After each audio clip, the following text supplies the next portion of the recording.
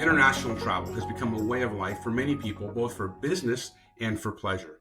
And the key to that international travel is how you pay for expenses. And the use of a credit card is a great way to track your expenses and to consolidate all of those. My name is Vince Staub. I'm on faculty with the Alliance. I'm going to spend some time with you today talking a little bit about that credit card and some of the things to be leery of and some of the things you could and should do, and maybe the things you shouldn't do. One of the first things I noticed with the credit card is on the back, this little number that says, if lost or stolen, call this number. And the problem is I can't read that number without a good pair of glasses and a lot of light. And the other problem is if that card is lost or stolen, I wouldn't know where to find that number. So what I do now is I take a picture with my phone on the front and on the back, so that on the back I can zoom in and take a look at that card, that phone number, and call the card company. And then second picture, take a look at the number, zoom in and give them those numbers. So that's thing number one. Thing number two is I also look in my wallet, and before I travel internationally, and I call through and say, do I need all of these cards? Do I need my Home Depot credit card? Do I need my Costco card? And start getting things out of my wallet. You get down to pretty much you need two things. You need, or two credit cards, maybe your healthcare card, and maybe a second picture ID. If you're going to be renting a car, maybe you need your driver's license. That's a good idea too. But then that makes your wallet that much thinner. So you can travel with a very thin wallet. Maybe next time I do this, I'll have one of those cool new wallets, the metal ones.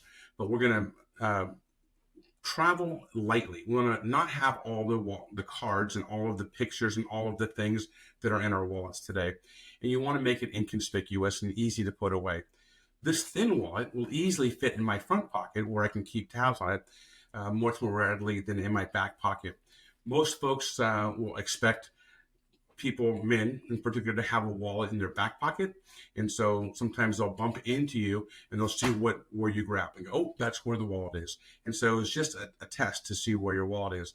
So what I do is I make a burn wallet. So this burn wallet, it's a fake wallet. Well, it's a real wallet, but it has fake cards in it. So in this case, this has a little card that looks like a Sky Miles credit card. It's not, it's cardboard. It looks like a real card, looks like it has a chip, but it came to me in the mail saying, hey, you can apply for a Sky Miles card. And so I'll put that in my wallet. I'll put one just like it that looks like it's from Alaska Airlines, the Juice Club card, and I'll put a couple dollars in there in local currency and maybe in some US currency also. And so I have that in my wallet, I have that in my pocket. Someone comes up to me and says, give me your wallet.